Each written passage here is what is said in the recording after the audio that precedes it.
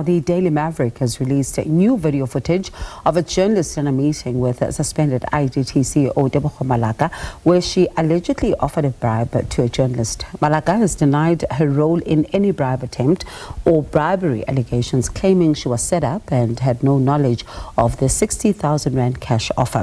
Malaka also insists that she never intended to bribe anyone, did not handle the money, and assumed it was part of a prior arrangement between her spokesperson, Phasha, Makgolane, and Daily Maverick journalist Pieter Louis Myburg. Nonhlanhla Mtshali is a legal expert to help us understand, because there have been some legal questions, right, that have been raised, especially by the IDT CEO, when she said that she was not even aware that she was being filmed. So, Nonhlanhla, good evening to you, and thank you so much for your time. When you look at this particular case and the developments thereof, can this particular video footage stand in court should it ever need to? I think it's likely, and the premise or foundation of that view is the relevant legislation being RICA.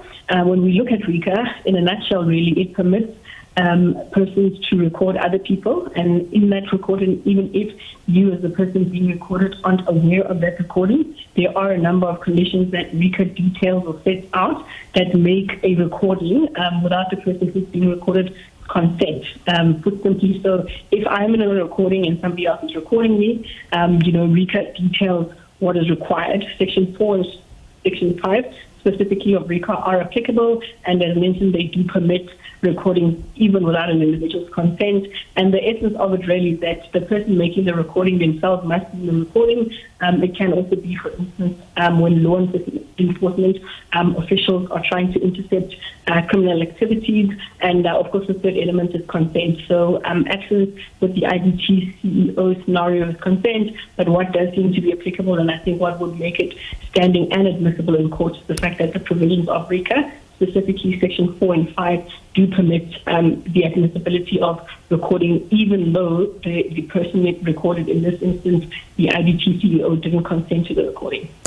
Can she question its validity and authenticity? Well, I think that's probably her greatest strength at this point, is questioning just the authenticity of the video. But you'll have to look at it in a holistic context. Number one, she's a CEO. Number two, she's employed in an institution that's listed in the CSMA, regulated by various pieces of legislation. And, you want to look at legislation that also speaks to anti-bribery and anti-corruption. And I think, at the very least, someone of her position, of her caliber, it's a reasonable expectation if she participates or is in an environment where there is crime involved or an attempted crime involved, you've got to resist, and there's no resistance seen from her. So I think she might try to question or poke holes into the authenticity of the video itself, but I don't think the stance that it's inadmissible, she'll do well with that.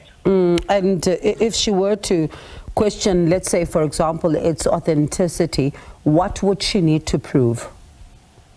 She'd probably want to prove that it was either tampered with, or that it wasn't an accurate representation of the conversation, or she wasn't the person who was being recorded, and things like that. In terms of a voice element, I think from a video element, it's very obvious that she's the person in the video, but really trying to say that it might have been encrypted, it's a misrepresentation of the conversation, or that that's not what she had said, so it was tampered with from an evidence perspective. So when you then look at this particular story, right, because there could also be multiple, ways to look at it as well. One would then say, if you look at the court of public opinion, what damage has already been done there? Because clearly a lot of people have been seized and watching what, has been recorded. Look, I think for her, from a reputation perspective, it's caused a lot of harm, specifically given that she sits in the capacity of a CEO, which is quite a high-ranking official for an institution or an organization. I think for future purposes, it might tamper with her ability to secure employment. It questions really just her character and the caliber of the leader she is. It also questions whether or not she has the capacity to hold office as an ethical executive, in the instance that she tries to seek employment as an executive elsewhere. So it certainly has caused a lot of harm to her reputation. As to whether or not the harm is repairable or irreparable really boils down to whether this matter is brought to a court, and if the court rules against her, then I think the damage is long-term. It definitely harms her reputation. And obviously it also speaks to the functioning of state-owned organizations and the regulation of them. You know, legislation like the PFMA is put into place to ensure that you run a state-owned entity well, but you've got various other pieces of legislation